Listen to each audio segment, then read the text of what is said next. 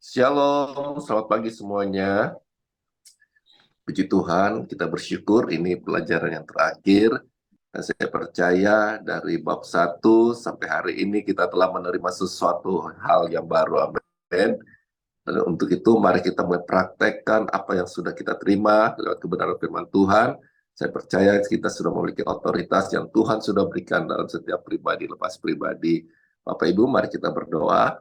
Kami mengucap syukur buat pagi hari ini. Terima kasih Tuhan. Kami mengerti bahwa Tuhan Engkau Bapa yang baik yang tidak pernah meninggalkan kami.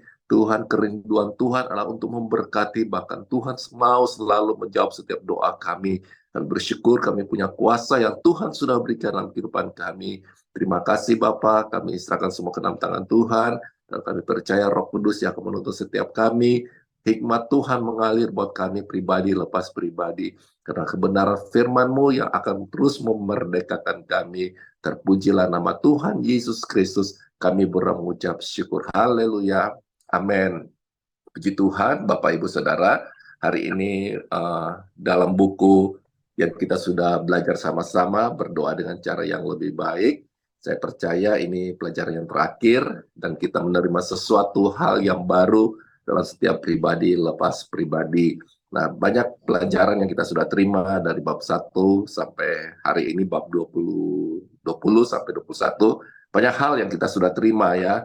Kita mengerti bahwa sesungguhnya kerinduan Tuhan tuh selalu mau menjawab doa kita. Tapi ada banyak penghalang yang menghalangi setiap doa kita. Seperti kemarin Ibu Ola sudah sampaikan, bagaimana iblis berusaha untuk menghalangi setiap doa-doa yang kita naikkan. Bagaimana kita percaya kita sudah memiliki otoritas yang Tuhan sudah berikan dalam kehidupan setiap kita. Puji Tuhan Bapak Ibu, kita akan belajar sama-sama. Nah, dalam pelajaran ini, dalam buku ini, di dalam bab terakhir, bab 20-21, di situ seringkali kita berdoa dan kita mulai, dan kita waktu kita berdoa dan kita belum menerima jawaban doa itu. Dan itu mulai meragukan, kita mulai meragukan Tuhan dan mulai mengeluh kepada Tuhan. Mengapa kok doa kita ini belum terjawab? Nah seringkali waktu kita sering berdoa dan kita menunggu waktu itu, kok kenapa doa kita ini belum terjawab? Kok kenapa ini belum terjadi? Dan kita mulai mengeluh dan mulai meragukan akan Tuhan. Nah, saya percaya gini Bapak Ibu Saudara, Tuhan kita Allah yang selalu konsisten, amin. Kita harus bertindak sesuai dengan apa yang dikatakan firman Tuhan. Kerinduan Tuhan adalah menjawab setiap doa kita, dan kerinduan Tuhan adalah dia terus mau memberkati kita. Nah, kadangkala yang menghalangi semuanya itu yang kemarin sudah disampaikan, bagaimana ada roh lain, kuasa kegelapan, iblis berusaha untuk menghalangi setiap doa-doa kita. Tapi yang kita harus percaya bahwa bagaimana kita harus bertindak sesuai dengan apa yang firman Tuhan katakan di dalam setiap kehidupan kita. Nah, banyak faktor bisa masuk dalam menghalangi atau memperlambat manifestasi akan kuasa Tuhan. Karena Tuhan mengirim persediaan melalui orang lain, kalau kita baca dalam buku itu, bagaimana Tuhan juga mengerahkan orang-orang di sekitar kita untuk menjawab setiap doa kita. Mungkin dalam hal keuangan, mungkin dalam hal pekerjaan. Waktu kita sedang berdoa, waktu kita menaikkan doa, sebenarnya Tuhan tuh sudah menjawab doa kita. Dia mengirimkan orang-orang yang ada di sekitar kita untuk memberkati kita, untuk menolong kita. Tuhan selalu memberikan penyediaan buat kita semuanya. Dan juga orang lain juga, kadang-kala orang lain juga bisa menjadi penghalang di dalam doa kita. Nah, di dalam Lukas 6 ayat 36, bisa baca, Bu Maya bisa baca Lukas 6 ayat 38, Lukas 6 ayat 38. Berilah dan kamu akan diberi suatu takaran yang baik, yang dipadatkan, yang digoncang, dan yang tumpah keluar akan dicurahkan ke dalam ribaanmu. Sebab ukuran yang kamu pakai untuk mengukur akan diukurkan kepadamu. Amin. Amin, thank you. Ya. Inilah kerinduan Tuhan. Dia mau selalu memberikan yang terbaik dalam kehidupan kita. Tuhan mau memberikan sesuatu hal yang sangat luar biasa, di mana Tuhan mau memberikan, bahkan mencurahkan setiap berkatnya di dalam setiap kehidupan kita. Tuhan memberikan persediaan yang kita minta, saudara, amin. Dan saya percaya Tuhan bisa mengirimkan orang-orang yang ada di sekitar kita untuk mulai membantu kita, untuk mulai menolong kita, saudara. Dan saya percaya dalam setiap doa kita itu ada boleh sesuatu hal yang luar biasa waktu kita menaikkan doa kita. Yang pertama, bagaimana iblis berusaha untuk menghalangi. Amin. Yang kemarin Bu Ola sudah sampaikan bagaimana iblis berusaha untuk menghalangi. Kemudian di sini katakan iblis berusaha untuk menghalangi keuangan kita dengan cara yaitu dengan menghalangi orang-orang. Bagaimana orang-orang yang digerakkan Tuhan untuk memberkati kita, tetapi ada kuasa kegelapan yang berusaha untuk menghalangi supaya berkat itu tidak datang kepada kita. Nah, ini yang kita harus tahu, saudara. Sebenarnya Tuhan sudah berikan dalam kehidupan kita. Tetapi ada penghalang-penghalang di sekitar kita. Kemudian iblis menghalangi kita untuk dengan melalui apa saudara, ketakutan dan ketidakpercayaan. Waktu kita mulai berdoa, mulai ada kadang-kala kita melihat situasi, kok ini belum terjawab. Di situ mulai muncul ketidakpercayaan kita, mulai muncul ketakutan kita, mulai muncul keraguan kita. Nah, bagaimana kita berdoa harus melihat hikmat. Waktu kita berdoa, kita harus meminta hikmat dan pewahyuan dari Tuhan. Amin. Waktu kita mulai berdoa kepada Tuhan, mungkin doa kita ini kok Tuhan belum jawab ya, kok kenapa belum ada terobosan. Kita mulai minta hikmat kepada Tuhan, mulai berdoa. Dan saya percaya waktu kita berdoa minta hikmat, Tuhan akan memberikan kita hikmat. Dengan begitu banyak cara yang Tuhan akan berikan kepada kita. Bagaimana kita berdoa harus minta hikmat dan pewahyuan dari Tuhan, saudara.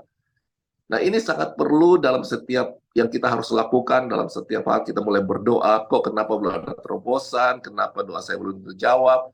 Mari kita mulai berdoa dengan berbahasa roh, kita mulai minta hikmat tuntunan Tuhan, saudara. Amin. Kita harus mengingat bagaimana kita harus punya kuasa. Tadi kan yang ke waktu itu Bu Ola sudah sampaikan, kita harus melawan setiap rancangan kuasa kegelapan, menghancurkan iblis tersebut. Amin.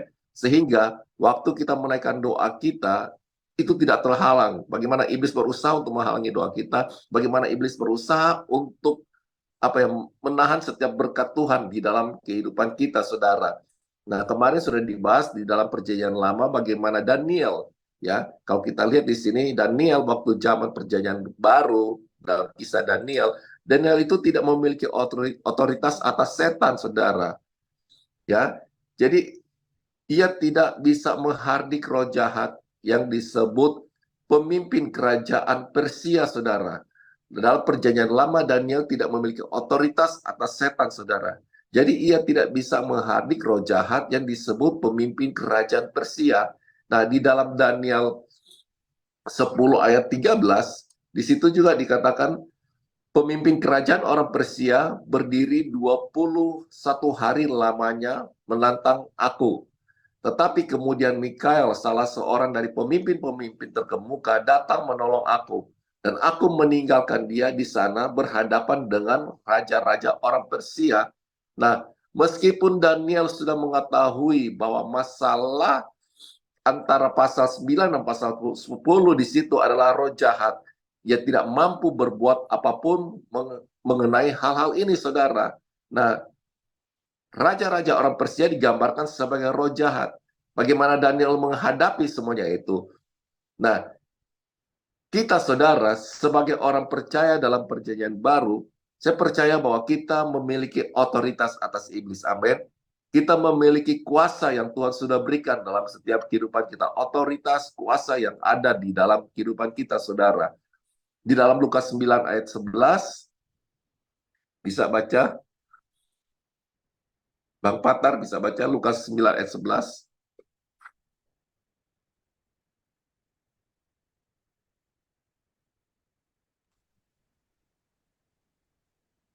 Lukas 9 ayat 11, akan akan tetapi orang banyak mengetahuinya lalu mengikuti dia. Ia menerima mereka dan berkata-kata kepada mereka tentang kerajaan Allah, dan ia menyembuhkan orang-orang yang memerlukan penyembuhan.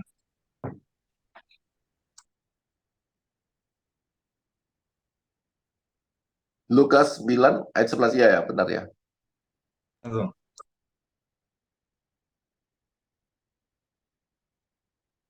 Maka Yesus menjawab itu ya. Akan tetapi, Oh, sebentar. Tetapi orang banyak mengetahuinya. Sorry, Lukas 9 ayat 1, sorry. oh Lukas 9. Lukas 9 ayat 1, maka Yesus memanggil kedua-belas muridnya, Ya, lalu memberikan tenaga dan kuasa kepada mereka untuk menguasai setan-setan dan untuk menyembuhkan penyakit-penyakit. amin. Thank you. Lukas 9 ayat 1, sorry. Maka Yesus memanggil kedua-belas muridnya, lalu memberikan tenaga dan kuasa kepada mereka untuk menguasai setan-setan dan untuk menyembuhkan penyakit-penyakit. Amin. Saya percaya kita semua Bapak Ibu Saudara, kita sudah memiliki kuasa yang Tuhan sudah berikan. Amin.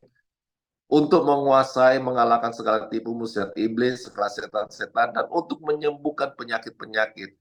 Artinya apapun itu, kita ini sudah memiliki segalanya di dalam Kristus. Amin. Dan saya percaya kerinduan Tuhan selalu menjawab setiap doa kita, saudara. Amin.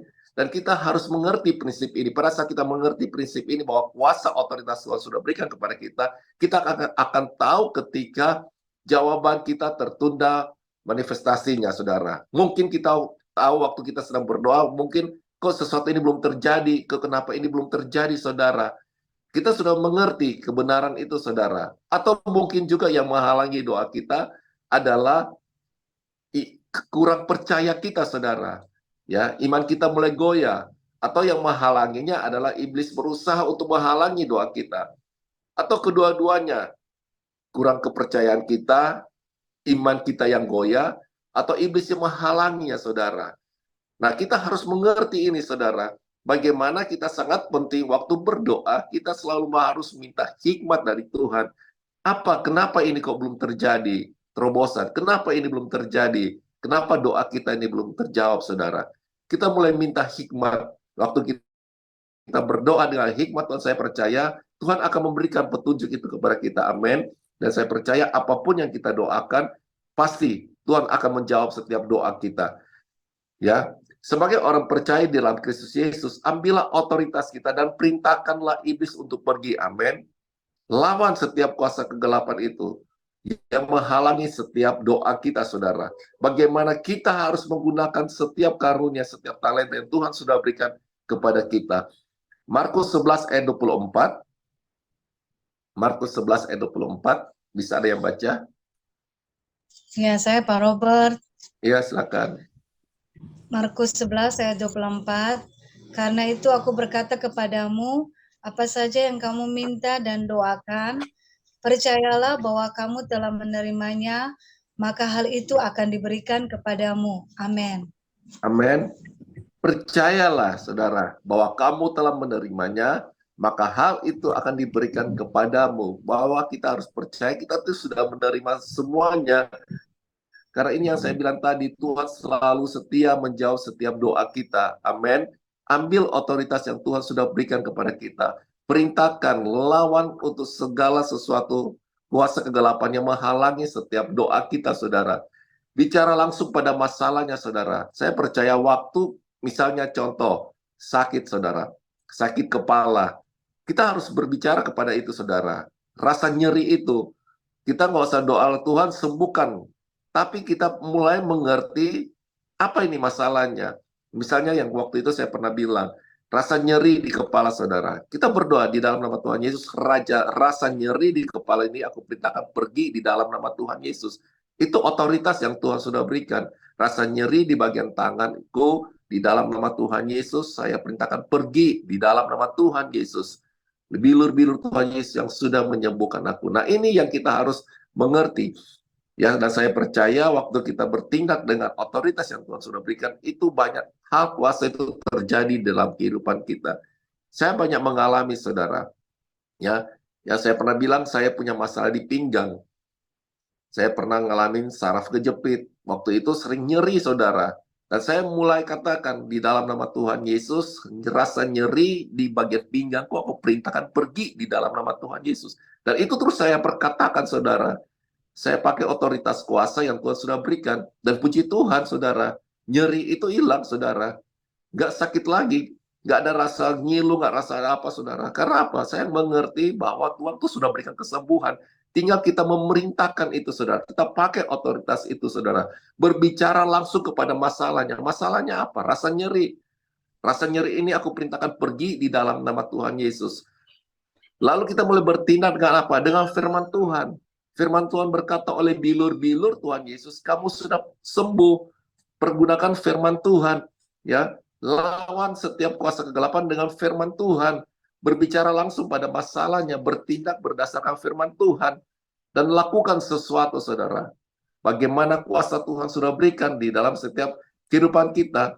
Gunakan hikmat dan berdoalah dalam roh sampai Tuhan memimpin kita ke arah tersebut, saudara.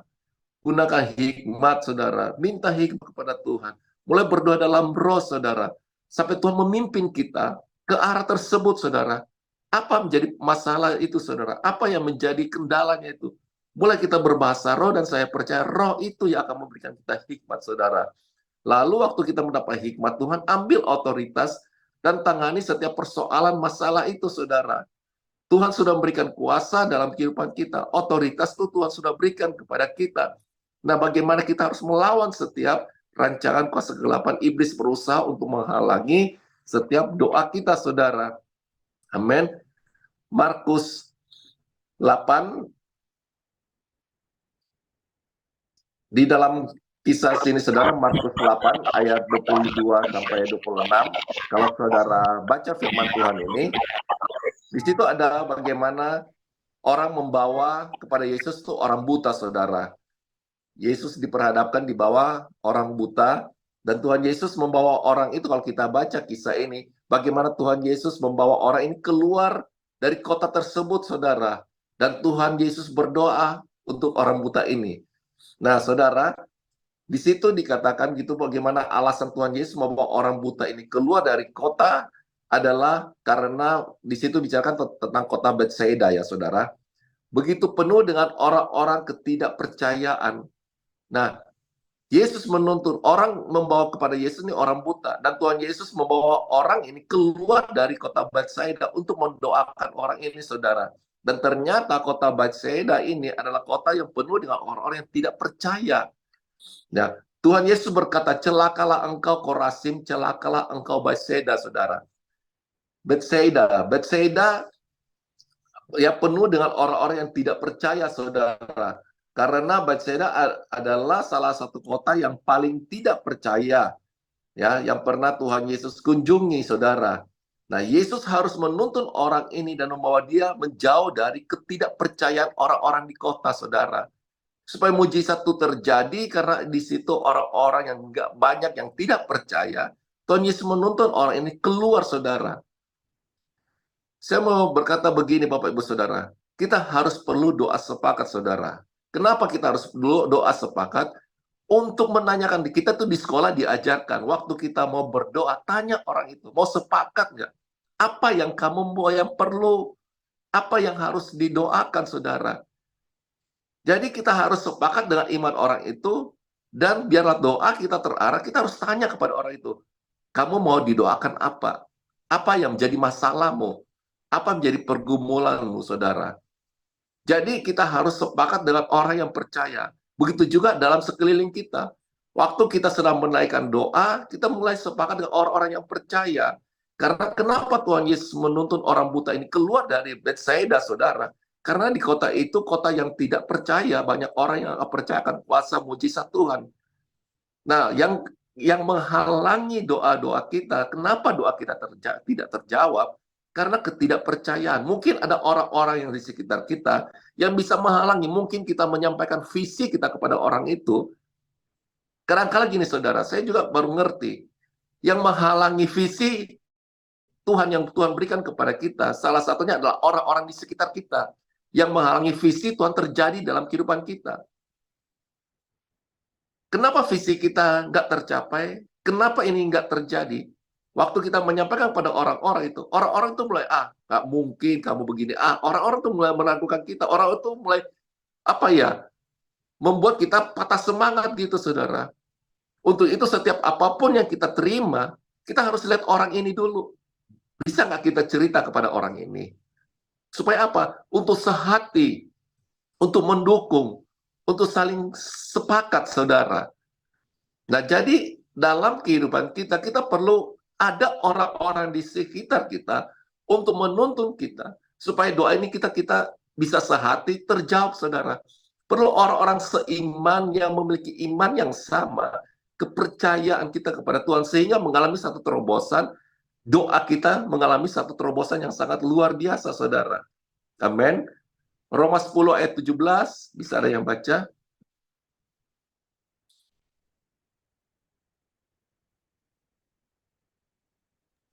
Kok Icang Aku coba. dong. Tuh Reni, pacarnya. Lukas, mana belum ada? Udah, silakan. Roma. Roma Bu 10 Icang, ayat berapa? Roma 10 ayat 17. Roma 10 ayat 17. Jadi iman timbul dari pendengaran dan pendengaran oleh firman Kristus. Amin. Iman timbul dari pendengaran dan pendengaran akan firman Kristus, saudara. Iman timbul dari kebenaran. Kebenaran itu firman Kristus yang sudah mendengar, yang telah memberkati kita. Jadi iman timbul dari apa? Pendengaran. Pendengaran akan apa? Akan firman, saudara. Amin. Ketika kita mendengar pengajaran dari firman Tuhan mengenai kesembuhan, kelepasan, kemakmuran, apapun yang Yesus sudah berikan dalam penebusan, saudara, iman kita dikuatkan untuk menerima semuanya itu. Amin. Waktu kita menerima kebenaran firman Tuhan tentang kesembuhan, kelepasan, kemakmuran, dan segala hal dalam firman Tuhan, maka saya percaya iman kita itu dikuatkan untuk menerima, saudara. Jadi waktu kita baca firman Tuhan, saya percaya iman kita itu akan kuat, saudara. Karena apa? Kebenaran itu, Kristus yang ada di dalam situ, saudara. Begitu kita mengetahui kita sudah memperoleh di dalam roh, manifestasi di alam nyata akan datang dengan cepat, saudara. Amin.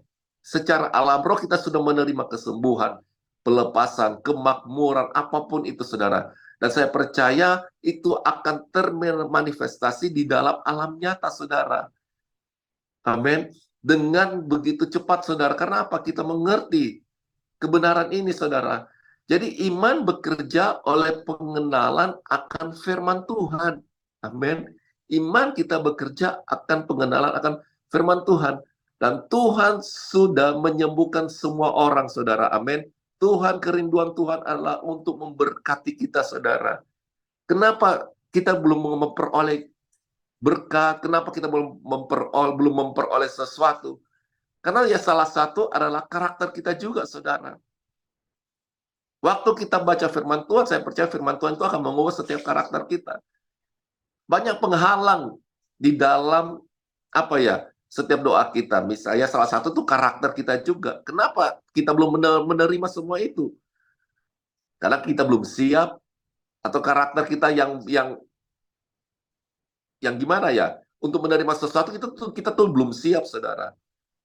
Untuk itu Tuhan tuh perlu sekali kita mendengar firman Tuhan, saudara. Karena dari situ kita akan menerima pengenalan akan firman Tuhan, saudara. Ya. Nah, seringkali juga kita berkata, waktu kita melihat bagaimana orang-orang sakit, nah ini saya dulu saya tuh, kalau kita orang datang dengan konseling, Robert tolong doakan saya lagi sakit, saya lagi ini, saya lagi punya masalah ini. Saya itu mulai punya satu pemahaman di perjanjian lama, saudara. Dulu saya begitu, saudara. Pemahaman di perjanjian lama. Saya mulai berkata, kamu tuh kurang berdoa.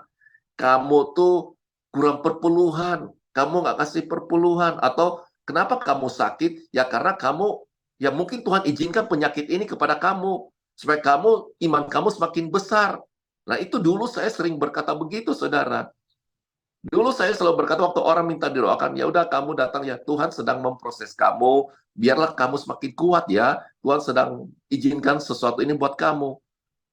Dan setelah saya mulai mengerti kebenaran ini sesuatu hal yang salah, saudara. Karena kerinduan Tuhan adalah untuk memberkati kita, kerinduan Tuhan adalah untuk menyembuhkan kita. Dan Tuhan selalu mau menyembuhkan kita. Tuhan mau supaya kita anak-anaknya memiliki tubuh yang sehat dan semakin diberkati, saudara. Nah, penyakit bukan dari Tuhan, saudara. Amin. Dan kita mulai merubah segala sesuatu dengan firman Tuhan apa yang kita sudah terima, saudara. Dan waktu saya mulai merubah semuanya itu, saya lagi bukan berdoa dengan perjanjian lama, tapi saya berdoa dengan perjanjian baru. Apa itu doa perjanjian baru? Dengan menggunakan yang saya bilang tadi, otoritas yang Tuhan sudah berikan buat kita semuanya. Pakai kuasa itu, pakai otoritas itu, saudara. Dan saya percaya firman Tuhan mutlak benar. Dia mau kita sehat, Tuhan mau kita diberkati, saudara. Amin. Tuhan mau selalu kita menjadi orang-orang yang diberkati, saudara. Amin. Waktu kita diberkati, itu nggak perlu disuruh-suruh lagi. Kita akan sendirinya untuk memberkati apapun itu dalam pelayanan kita, dalam rumah Tuhan kita, apapun itu, saudara. Itu nggak perlu disuruh-suruh lagi. Karena apa? Karena kita sudah terima kebenaran itu. Nggak dipaksa-paksa lagi. Kenapa? Kita akan memberikan dengan penuh sukacita, saudara. Bahkan kita akan memberikan itu akan lebih dari itu, saudara. Kenapa? Karena kita sudah menerima semuanya itu, saudara. Kita memberikan semuanya untuk Tuhan, baik dalam pelayanan, dalam rumah Tuhan. Berikan dengan penuh apa? Karena kita sudah mengerti kebenaran ini, itu nggak perlu dipaksa-paksa lagi, saudara. Dengan sendirinya kita akan mengerti, memberikan dengan lebih, saudara. Amin. Karena ini kerinduan Tuhan, saudara. Nah, mujizat diterima dan dimanifestasi, saudara. Nah, di buku ini, saudara, saya baca itu, waktu saudara juga baca, ada kan kesaksian nih anak yang umur 17 tahun. Nah, anak ini ternyata dia ini mengalami kebutaan, saudara. Kemudian Pastor Don Crow itu berdoa untuk minta kesembuhan. Waktu ini anak ini datang kepada Pastor Don Crow ini untuk didoakan. Nah, Pastor Don Crow ini berdoa untuk minta kesembuhan. Tetapi itu tidak terjadi kesembuhan. Dan dia terus berdoa minta kesembuhan. Tuhan sembuhkan anak ini. Tuhan sembuhkan anak ini, saudara. Kenapa kok nggak terjadi kesembuhan? Akhirnya Pastor Don Crow ini mulai tanya Tuhan, apa masalahnya? Dia mulai berdoa tanya Tuhan, dia minta hikmat kepada Tuhan. Tiba-tiba muncul di hatinya berkata begini, saudara. Dia tidak membutuhkan kesembuhan. Anak ini tidak membutuhkan kesembuhan. Tetapi ia membutuhkan mujizat. Ini Roh Kudus ngomong sama Pastor Don Crow ini. Anak ini tidak membutuhkan kesembuhan.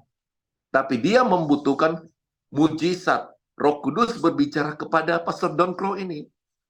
Jadi anak ini tidak membutuhkan kesembuhan, tetapi yang dia butuhkan adalah mujizat. Itu Roh Kudus itu berbicara kepada Pastor Don Crow ini, saudara. Dan akhirnya Pastor Don Crow ini mulai menumpangkan tangan kepada anak ini, saudara. Dan dia berkata, saudara, bagaimana anak ini punya masalah, yaitu dia mulai bertanya kepada anak ini, saudara. Dia mulai bertanya kepada anak ini, dan anak itu ternyata dari kecil ini dia punya infeksi mata. Dan dokter pernah mengangkat lensa dan retina mata anak ini, saudara. Jadi waktu anak ini, dia punya kena infeksi di mata, saudara. Dan dokter itu sudah mengangkat lensa dan retina dari mata anak ini. Sehingga anak ini buta, saudara. Nah, di situ waktu Pastor Don Crow ini tanya kepada anak itu, dan pastor ini mulai berdoa dengan cara yang berbeda, saudara. Dia mulai menumpang tangan ke mata anak itu dan berkata, lensa dan retina saya perintahkan untuk datang ke mata anak ini. Sekarang ini juga di dalam nama Tuhan Yesus. Jadi dia pakai otoritas itu, dia katakan lensa dan retina yang saya perintahkan untuk datang, saudara. Jadi dia minta mujizat, saudara. Dia tidak minta kesembuhan, tapi dia minta mujizat. Apa dia minta mujizat itu? Lensa dan retina, saudara, itu datang kepada anak ini. Dan saudara, apa yang terjadi? Anak ini mulai melihat sesuatu hal yang luar biasa, saudara. Anak ini langsung melihat, saudara. Jadi saudara, saya bilang begini, saudara. Bapak, Ibu, saudara, sebulan ini kan kita sudah belajar bagaimana berdoa dengan cara yang lebih baik. Berdoa dengan memakai otoritas itu, saudara. Apa sumber masalahnya itu, saudara? Apa yang menjadi titik masalah itu? Nah, di situ kita mulai doakan, saudara. Misalnya tadi yang saya bilang, saudara, rasa nyeri itu, masalahnya ada di rasa nyeri. Perkatakan rasa nyeri itu. Di dalam nama Yesus, aku katakan rasa nyeri ini stop di dalam nama Yesus. Amin. Saya percaya saudara sudah memiliki otoritas kuasa itu. Ya, itu juga dengan Oma Loce ya Oma. Saya percaya Tuhan sudah berikan ginjal yang baru buat Oma. Amin. Kita perintahkan minta ginjal yang baru. Hari ini aku perintahkan ginjal yang baru datang buat Oma Loce di dalam nama Tuhan Yesus. Amin. Kuasa, Amin. mujizat, otoritas Tuhan sudah berikan buat kita semuanya. Jadi waktu kita berdoa, kita perlu minta hikmat kepada Tuhan. Roh Kudus, apa yang saya mau doakan? Seperti yang Pastor Don Pro itu bilang, dia minta kesembuhan buat anak ini. Tetapi Roh Kudus itu ngomong, dia tidak butuh kesembuhan, tapi dia butuh mujizat. Mujizatnya apa? Minta lensa dan retina yang baru. Amin. Dan waktu dia berdoa, kuasa mujizat itu terjadi, saudara. Dan saya percaya buat kita semuanya, pagi hari ini, mari kita sudah belajar semuanya. Bukan yang lalu kita berdoa itu salah, enggak. Sekarang kita sudah diarahkan, kita sudah mengerti kebenaran ini, dan saya percaya kita memakai kebenaran ini untuk membawa kita keluar dari tradisi agama yang membuat kita selalu berdoa dengan konsep yang lama. Dan saya percaya waktu kita berdoa dengan firman Tuhan akan mengarahkan kita, menuntun kita, saudara, sehingga akan terjadi satu terobosan di dalam kehidupan kita. Dan saya percaya kita akan mengalami kebebasan dan sukacita yang timbul oleh pengenalan akan Tuhan dalam roh dan kebenaran itu, saudara. Amin. Pagi hari ini, biarlah kita semuanya di akhir pelajaran dalam buku ini, saudara, mari kita mulai praktekkan itu, saudara. Lawan segala tipu muslihat iblis, saudara. Apa yang menjadi pergumulan kita hari ini? Saya percaya kerinduan Tuhan, dia mau menjawab setiap doa kita. Tuhan terlebih lagi ingin memberkati kita menjadi orang-orang yang diberkati. Nah, iblis berusaha untuk menghalangi itu, saudara. Supaya kita ini nggak diberkati, supaya kita ini mengalami hal-hal yang sulit, sakit penyakit. Tapi biarlah kita memakai otoritas yang Tuhan sudah berikan dalam kehidupan kita. Apa masalahnya? Mulai perintahkan itu, saudara. Dan kita minta hikmat kepada Tuhan. Saya percaya waktu kita minta hikmat, Tuhan akan memberikan hikmat itu, saudara. Pewahyuan itu, saudara. Maka kita akan mengalami terobosan yang sangat luar biasa. Puji Tuhan, Tuhan Yesus memberkati kita semuanya. Amin, puji Tuhan. Thank you so much, Pak Robert. Semua kita diberkati, amin. Ya, kita Amin. belajar sepanjang bulan Agustus, kita belajar tentang a better way to pray, ya. Cara yang lebih baik untuk berdoa. Jadi sekali lagi saya mau kasih tekanan ya, bukan berarti yang dulu kita berdoa itu salah ya, enggak ya, kita nggak bilang bahwa ini adalah cara yang benar, yang dulu salah, enggak seperti itu. Sebagaimana judulnya berkata a better way to pray. Saya cuma dikasih perumpamaan seperti ini. Contoh, ibu-ibu zaman dulu gitu ya, bikin kue dengan cara lama gitu ya.